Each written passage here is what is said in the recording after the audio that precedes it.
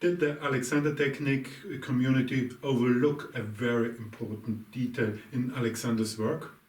Studying the visual cues in response patterns, I came across a very important detail of Alexander's work. It dawned to me when I watched a video about Alexander working with a student. And suddenly, the riddle was solved. Why did nobody see it? One reason was because Alexander himself did not see it worth mentioning it. And all his students couldn't see it either. All were so focused on the release of the occipital joint in the neck that it did not become visible to them. Watch the video about FM Alexander working with a student on YouTube.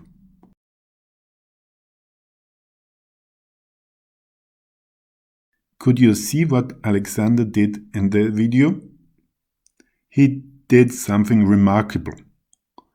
In the movie, I think he wanted to show all his work. He wanted to show in the film how to establish a free neck, how the technique works.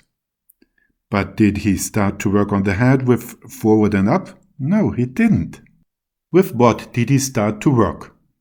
FM moved the shoulders apart. This procedure does the trick. This is where the freedom of the neck starts.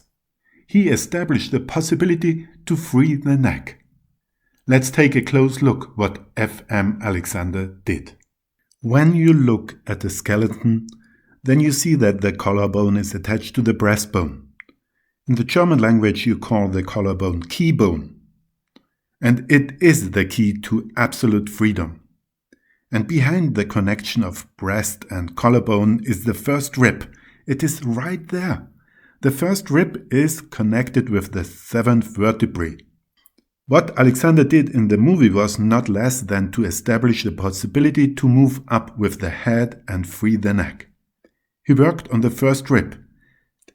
FM did not watch the occipital joint. He observed closely the movement of the first rib. If you don't free first the shoulder, the head cannot go up. It is just not possible, because the first rib would not allow it. In the first rib are the response patterns active. The first rib delivers the visual cues for freeing your neck, but you have to free first the shoulders. It is so obvious, but nobody could see it.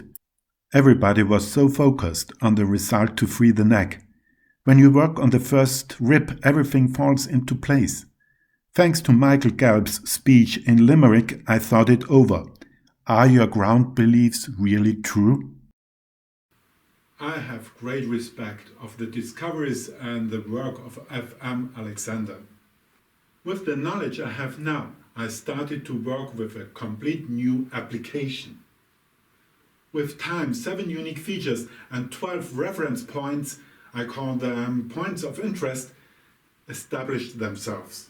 To differentiate the work to the Alexander technique, I call it efficiency training in the zero zone, ECC.